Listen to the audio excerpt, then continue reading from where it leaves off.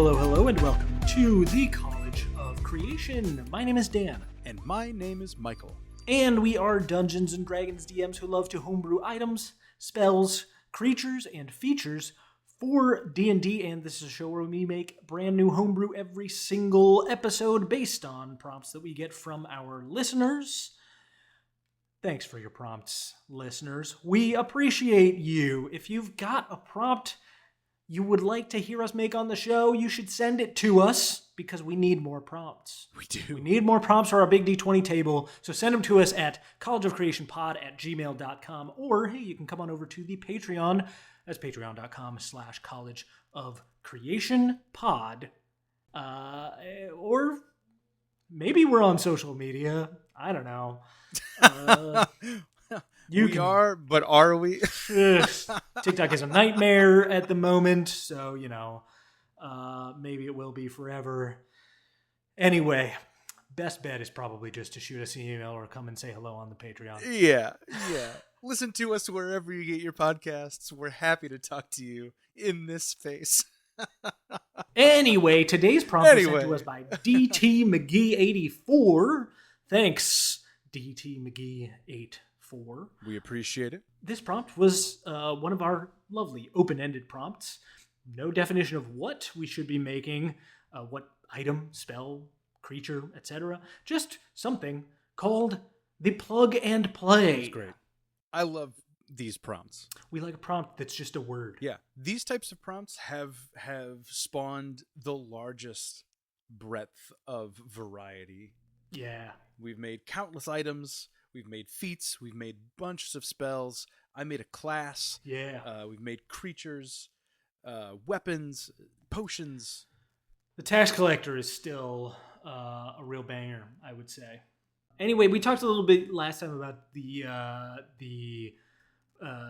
plug and play things. How many ways that can be interpreted. You had your classic plug and play console systems. They didn't need a bunch of extra software to download before you started playing. Oh man, those were the days. At risk of sounding the oldest I've ever felt in my whole life. No, it's true. I remember opening up a Sega Genesis on Christmas. Oh man! And within the hour, we were 3 levels deep into Sonic. Already playing? Yeah. That would never happen today. No, never happen today. No, you gotta wait for it to download. You gotta do this. There's also the idea of with music, a plug and play system is one that's like, you don't have any effects or any other like external stuff going on. You basically just throw the cord from the guitar into the amp, plug and play. No Everything is messing backlined. Around. No muss and fuss. You show up, it's already there. The amps are already plugged in. Yeah, you don't bring any of your own amps or sound system. Yeah. Like they have it set up. You plug into their system and you play. Correct. That's how it goes. The 1/4 inch is there waiting for you. Exactly. And it is the oldest, most well-used 1/4 inch you've ever seen in your life. Yeah. There's electrical tape on both ends for a full 12 inches down the cord. The woven covering has been frayed since 1986. Exposed wires on both ends. Jerry Garcia played in this bar on that same cord. Man. I played like a Disney theme night at a bar one time. It was like 20 bands across my whole hometown. We all signed up for one song, and it was just the only requirement was that it was a Disney song. Okay. And everybody picked one song, and it was the most ridiculous setup because there were so many people. Yeah. And they were like full bands. These are like full 4 to 6 piece bands going one after another. And normally it'd be like, okay, you play your 25-minute set or whatever, and there's a 15-minute changeover between bands. Yeah. House music comes up, all good. For like 4 to 5 bands, that's totally fine. 20 bands, I've never seen so many sound guys just scrambling to make it go as quickly as possible. Oh my gosh. I don't know who thought that it was a good idea to have that many groups. It was a very late night. We played Go the Distance from Hercules, and it Nice. rocked. That sounds good. I was gonna ask what you played. That's a good choice. Uh, yeah, that sounds like a nightmare. It was awful. Logistical terror. Yeah. Total tangent and apropos of nothing. Music. Let's talk music. Music in your Yeah. TTRPG Yeah, games. Do you play music during your sessions? You an ambiance music guy? I typically do not. I typically don't have the capacity. I play online a lot, so a lot of the time I will curate like a playlist and then give that playlist, like I'll give the link to the playlist to my players, and they can play it on their own devices in their own spaces if they choose. I typically am not in control of the table music. I will say though, one interesting experiment that I did try one time was plugging my keyboard into the splitter for my for my inputs and played live keyboard during a session. I was a player actually, and I played a College of Creation bard that used a keytar to cast all of his spells. And so my idea was I'll just plug my keyboard in, and whenever I'm casting a spell, I'll just play a little thing on my keyboard.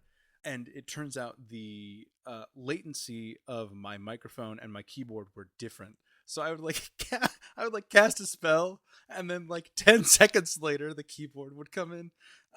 It was an imperfect system, unfortunately, but fun in concept, I think. Yeah, that's very fun. I would love maybe somebody else already does it and I just haven't been introduced to it, but like an actual play or just a session or something like that where like there is live improvised like keyboardist or something like that in the style of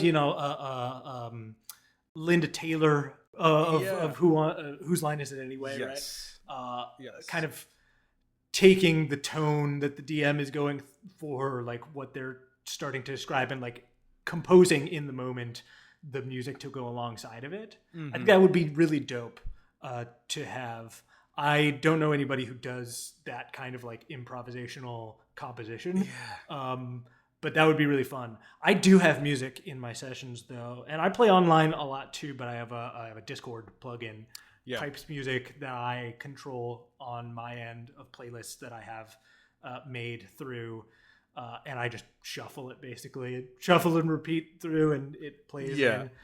But it has led to a lot of interesting moments where like a character will kind of unintentionally end up having a theme song because like just through sheer happenstance, like at a couple of notable moments for that character, the same track will sort of enter and like underscore a particular moment that like everyone kind of takes note of for that character, and then from then on it's just like, okay, this is the song for that character, then this is like, this is their theme. Right. A great way to build like an auditory through line. The party automatically knows like, oh, maybe something interesting is coming up for this character before Dan has even said anything about it. Right. What a way to set the mood. You hear that little thing and you're like, oh, okay, here's the tone we're going for. Like, and here, this should be the focus. Like, this needs to be a primary moment for this character. And it sort of shifts everyone's expectations towards that. It's great. And, it has unintended consequences too, where like there's a song from a video game that, back when I was playing with my now wife and her library school friends, it was the song that played when her character died. And so now she like can't listen to that song anymore without thinking of her original character and like how sad that moment was. Heartbreaking. It's a tough one. It's a tough one. But I think music is very fun to have at the table if you can make it happen. It's, to me, it heightens the experience tenfold for sure. Did you make something circling around music today? Absolutely not at all. Not even a little bit. Me either. We're just Glad we talking talked about about it, music though. for no Yeah. reason whatsoever. I did not make anything music related. I made something very, very silly today. I'll tell you that. Fine by me. I'm always down for silly little things. Let's get right into it. Yeah. What did you bring to the table today? What silly little thing? So, plug and play to me, it implies just a sort of like ready-made, no need to, do anything else to make it work. You just you set it up and it's ready to go, right? It's very it's set it and forget it. It's straight out of the bag into the microwave kind of thing. It's just very like we're Yeah. we're cutting out all like unnecessary nonsense here. And so I was thinking about that, and I was thinking about what a sort of chore and what an inconvenience it is at times to have certain magic items and things require this cumbersome level of attunement that requires that you do all this extra work to get there. But luckily, there is a solution. Yeah. Michael, if you would please open your document, you will see our good friend has developed some solutions for just this occasion. Your good friend, Blankenship's attunement-free artifacts. He's Who back. among us hasn't come across a unique piece of arcane curiosity and thought, well, gee, that sure would be nice to have, but I'm all out of attunement slots. Well, worry no more, friends. These items can deliver the same high-quality results as anything you might find in an ancient cursed catacomb at half the price and without any of those pesky attunement requirements and fussy downsides. Save those slots for when you really need them and stock up at Blankenship today. These are some magic items that have been very slightly adjusted to not require attunement. And you shall see that they are indeed just as good as the real thing. Knockoffs, you say? Well, I say, knock on, my friend, There you go. because here we go. First, we start with the Cloak of Elven Kind of. Perfect. That's beautiful. This cloak is woven in the style of elven garments, but is not made of true elven cloth. While you wear this cloak and remain motionless, perception checks made to perceive you have disadvantage, and you have advantage on stealth checks. This cloak does have no effect against elves or half-elves. They know the difference, unfortunately. That's so funny. Notably, you must remain motionless for this to work. It's just as good. I don't know. As soon as it moves, it just is slightly not right. Yeah. Then we move down to the Pair of Power. Missing a letter there, but I wouldn't worry too much about it. This is also an uncommon, wondrous item. No need for attunement. Wonderful. This dewy white pear has a sweet smell and a pleasant scent. While this pear is on your person, you can take a magic action to regain one expended spell slot of level 3 or lower. Each time you use it, roll a d4. On a result of 1, the pear rots away and is no longer usable. Hilarious. Yeah, you're just taking bites out of your pear. Taking bites out of that pear. Taking bites out of that white pear. It's delicious. Yeah. It's wonderful. It is also not going to last forever. And for what, half the price of a regular Pearl of Power? Well, you only need to buy one every 4 times you use it. Right, yeah. It's fine. Don't worry about it. Then we move on to the Ring of Discounted action. Not quite free, but discounted. This is a ring. This is a rare ring. This ring is inlaid with a synthetic gemstone. Yeah. When you take the dash action on your turn, difficult terrain doesn't cost you extra movement. In addition, you can sacrifice your movement on your turn to automatically escape the restrained or paralyzed condition. Totally fair. It's actually decently useful. Yeah. However, it is significantly worse than the similar rarity version of the same thing. So you would be getting ripped off. It should be noted. And then we move down to my favorite of the bunch. This is the Safety Razor. Perfect. This is a great sword. It is very rare. This is a fairly impressive replica of the legendary Black Razor, but it is notably blunted. Yeah. This is cosplay Black Razor. This is called the Safety Razor. It's so funny. You gain a +3 bonus to attack and damage rolls made with this magic weapon, just like the real thing. Perfect. But damage dealt by this weapon cannot reduce a creature to less than 1 hit point. If you score a critical hit with the safety razor, you must roll a d6, and on a result of 1, the weapon is immediately destroyed after it deals damage. Incredible. Critting with the safety razor is actually, it's not really meant for that. It's a safety razor. Yeah.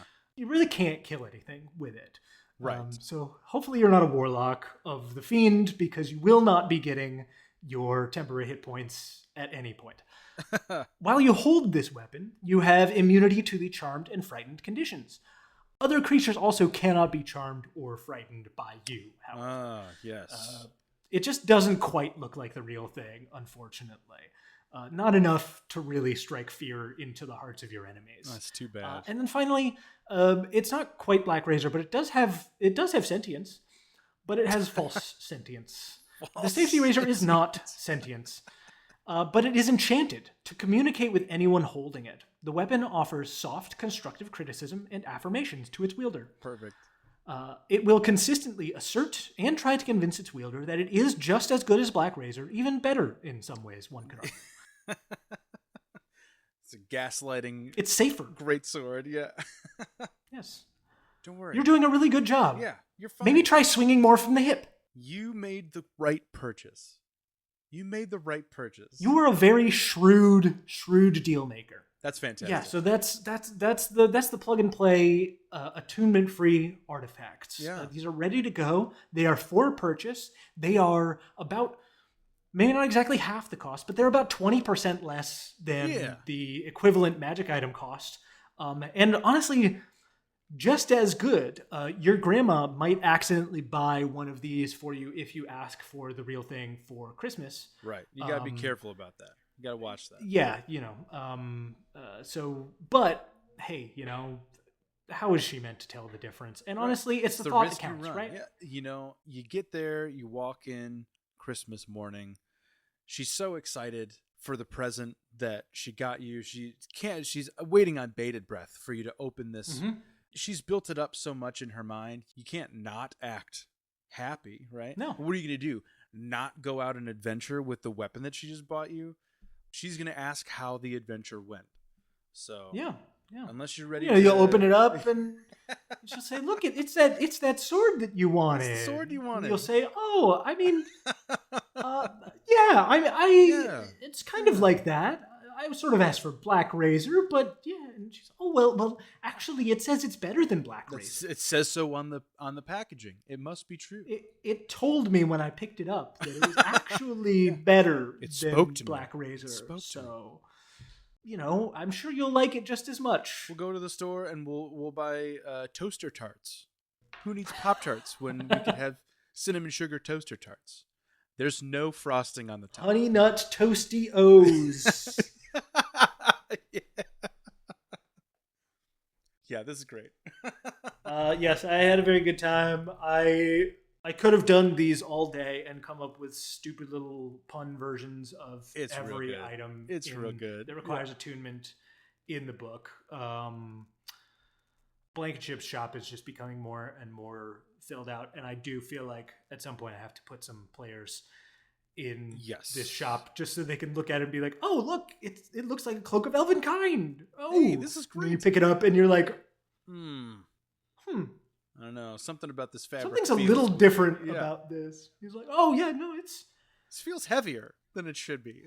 It's a heavier material. What's going on? Is this burlap? What is this made of?" Yes, I would have a delightful time watching my players be baffled by discover it. Yeah. Great stuff. Incredible. We went down a very similar road this week. I'm excited. Incredibly similar. Mine is much less silly than yours, but the underlying idea is almost identical. Nice. If you would please, Dan, open your document. I titled this very simply, Plug 'em and Play 'em. Nice. These are items based on video games, meant to be plugged in at any table and played with ease. Same basic concept. None of these require attunement. I love it. These are all things that are video game coded, but like the idea is that you can throw them in anywhere and they will basically work in whatever setting you want to put them. Okay. I like We it. start at the top here with the charging disc. This is a rare, wondrous item. This portable battery resembles a metal dinner plate, measuring about a foot in diameter. It has 4 charges and regains 1d4 charges each day at dawn. If an item that has charges is placed on the disc for 5 consecutive minutes, it regains 1 of its spent charges, and the disc loses 1 charge. Items with a rarity of very rare or higher cannot regain charges in this way. Ooh. Putting charges back into other items. I like that. Thanks. I think that's cool. It's basic, doesn't require attunement. Mm-hmm. Everybody needs it. Put it in any Yeah. party and it'll work. Yeah, that's very useful. The next one is called the Inventory Revolver. This one is kind of loosely based on games like Legend of Zelda, where you have lots of items in your inventory and you seemingly can just swap them out in an instant. How does Link do that? I don't know.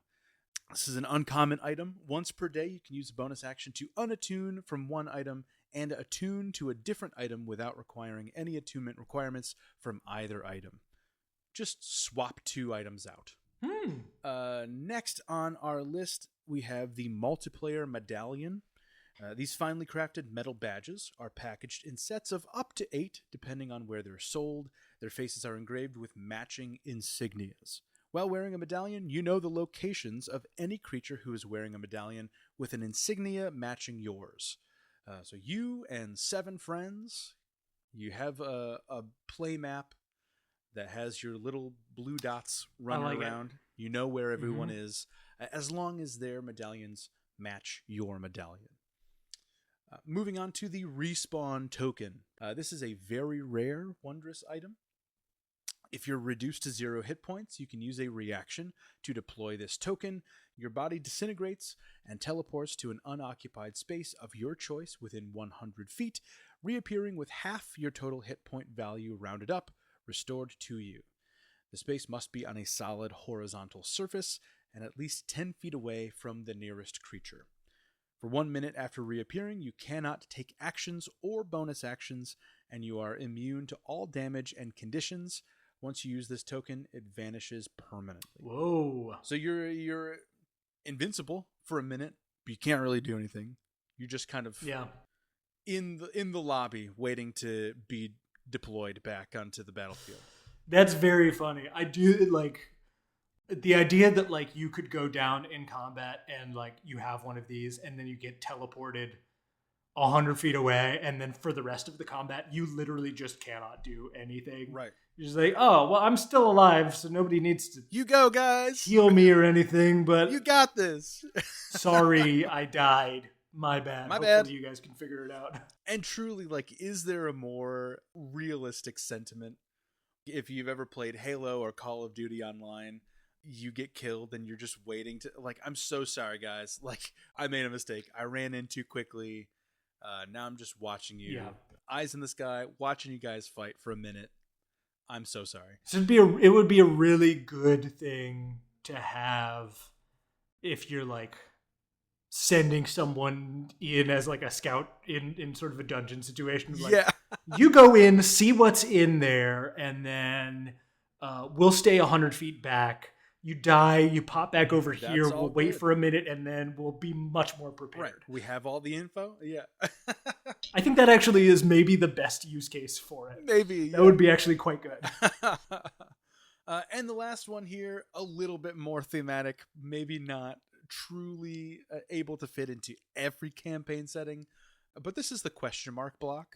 This is a rare, wondrous item. This yellow cube is made of pliant material and is labeled with a large white question mark.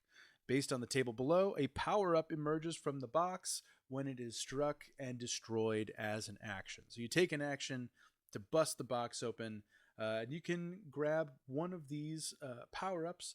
It lasts until you take damage, except for the last 2, which I will stipulate. So on a D20, this is a D20 table, on a 1 or a 2, you gain the blue mushroom, which reduces your size by 1 category. Makes you small. Okay. On a 3 to a 6, you gain a fire flower. All ranged attacks and spells that you cast or Shoot, deal fire damage instead of their normal damage. Gotcha. On a 7 to 10, you gain a POW block. All creatures within 10 feet of you are immediately knocked prone. Just right away, they all fall over. 11 to 14, you have the red mushroom. You are increased by one size category, so you get bigger. On a 15 Indeed. to a 17, you gain the feather. Nice. You're able to glide in the air, dropping 5 feet for every 15 feet of horizontal movement. And just safely descend back down. Perfect. If you are, falling from great heights. On an 18 or a 19, you gain the Vanish Cap, which turns you invisible and you can walk through walls. And that only lasts for 1 minute. So you have 60 seconds of invisibility and incorporeal movement. Mm-hmm. And on a 20, you get the star. A star pops out of the box. You are immune to all damage for 30 seconds. Nice. And presumably the Mario star music starts playing. Yes. You should. If you're putting this into your game, you have to have that queued Right. up and ready to go. You've got to add that to the playlist, put that in your Kenku FM player, Yep. and load that up right away. That one would take some work if you wanted to change the setting of your game, admittedly. Right, yeah. So that's not Yeah, a little bit. truly plug and play. But the other four are. Yeah. So that's what I have. Yeah, the lack of attunement, the video game inspiration for all of them is delightful. Big Thank fan. you. Thank you. The charging disc is very cool. I like the inventory revolver also. Do I have this right? Am I understanding this right? That like, say you are not a spellcaster, you are attuned to like just like a +1 dagger. Mm-hmm. Could you then swap attunement to something that requires attunement by a spellcaster?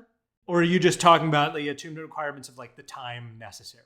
Yeah, so I would say that your attunement requirements would still apply.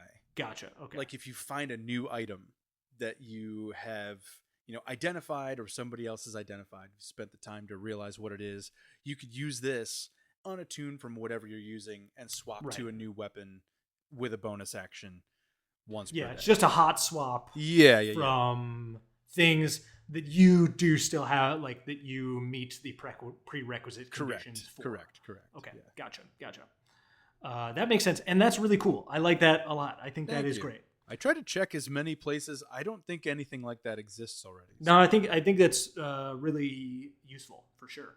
The multiplayer medallion is also great, especially for like split party dungeon crawling kind of situation of like, having some sense of like where everyone is huge for that sort of situation. Say goodbye to ever like designating a meeting spot and somebody doesn't make the meet time and wondering why. And being like, what's never happening? have to ever be in the dark ever again. And like, barring something like sending or even scrying, right? Mm-hmm. You can have that at a much lower level and be able to sense people out. And I like the respawn token too. I think the like 1 full minute of invisibility or invincibility so is funny. Like, it's really funny and makes it. It means that you really don't want to drop to 0 hit points with this thing in your pocket, unless you. So that's kind of a fun, I guess, unintended consequence of like it actually kind of encourages you to not let that person drop to 0 if you've got a token on you, because like then you're useless.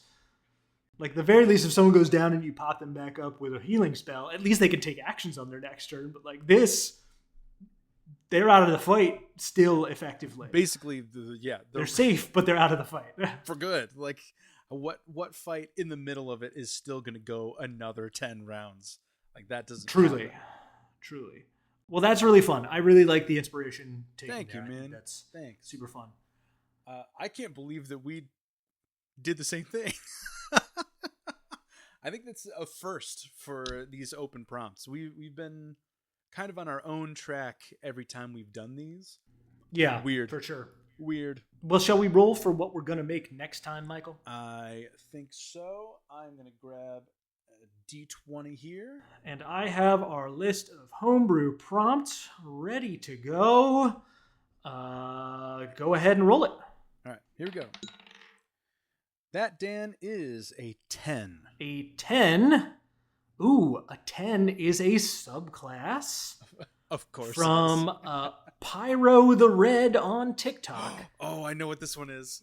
Yeah? This is a Ripper Doc Artificer. Interesting. Interesting. Very interesting. I did make a Reanimator Artificer, which Yeah. I also found out in that same episode is also an existing, or at least unearthed Arcana Mhm. Artificer. So this has to be different. Yeah. Hmm.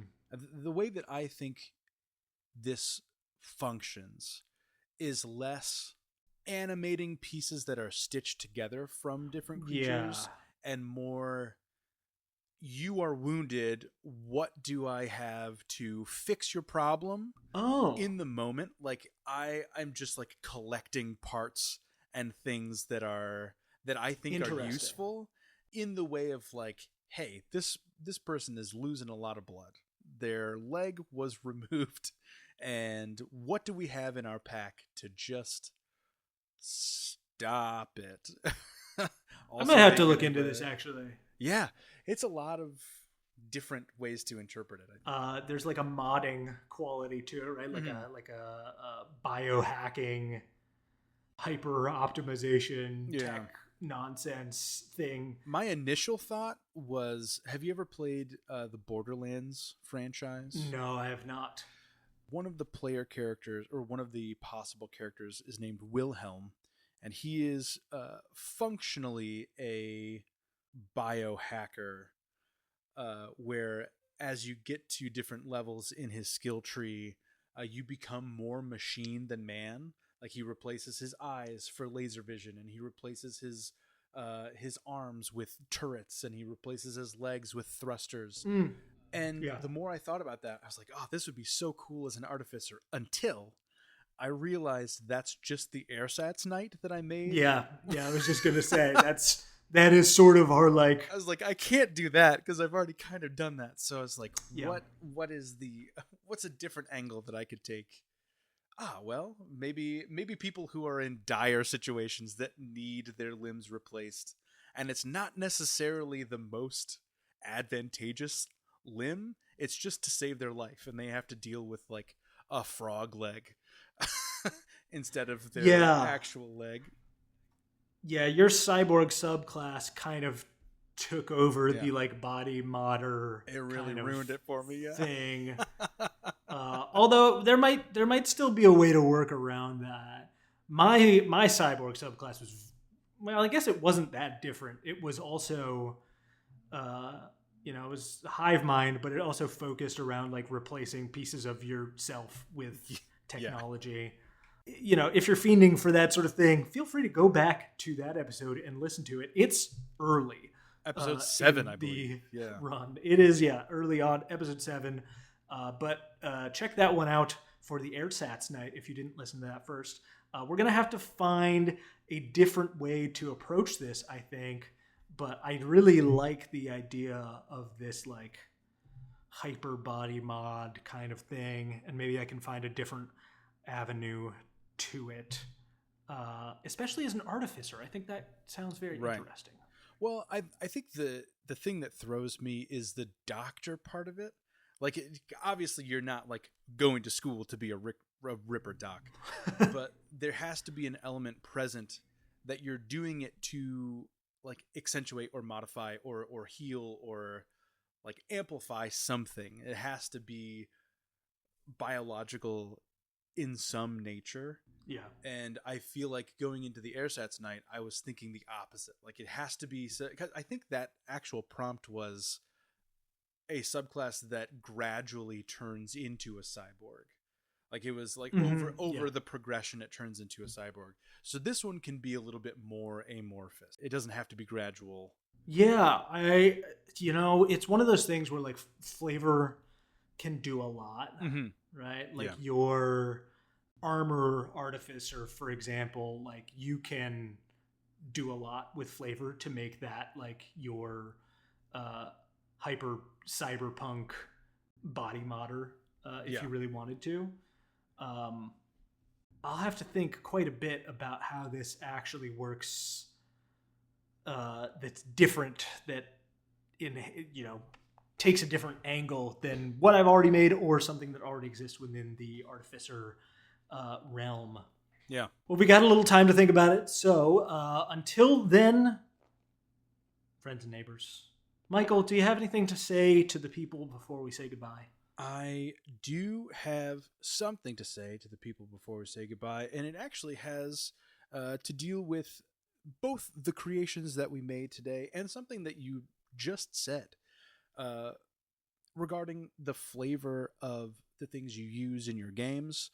I am currently in the process of launching a new chapter of a game that I am running, and I'm working on furthering myself more and more from the module that I started running the game with. I was thinking that I would take that route again, and it seems like, based on what my players want to do, it's going to distance itself even more from the source material.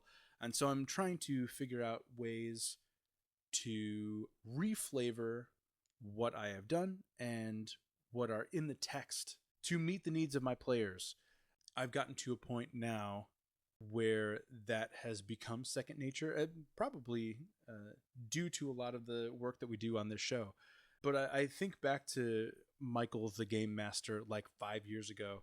Well, what do you mean I have to go off script and reflavor all of this stuff all at once? And it's something I think you just have to do. So if you're out there and your players take a turn that you did not assume was the direction you would go in, just start making stuff up. Even if you don't think it's good at first, just start making stuff up. If you don't start, it's going to stay an idea in your head forever. And start as small as you can. Yeah. If all you need to do is set the first scene or the first town or building that they are going to approach, or whatever it is, the first moment, start with that.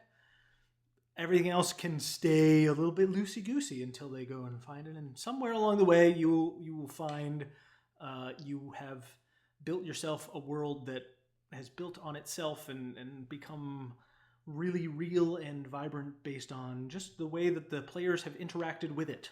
Mm-hmm. Absolutely. I think you actually said it a couple episodes ago.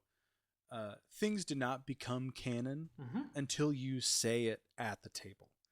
It can change up until the moment that you speak it into existence. Mm-hmm. So there's no pressure to be perfect. Yeah, definitely. So just go ahead and do it. Just go ahead and do it. Love it. Yeah. Couldn't agree more. Yeah. It's great stuff. Thanks so much, folks, for listening to this week's episode. We will talk to you for our next creation, the Ripper Doc Artificer. Until then, if you like the show, please do give us a review, give us a rating on wherever you have found this podcast, and tell your friends about it. We would love that so much. Until we talk to you next time, goodbye. Goodbye.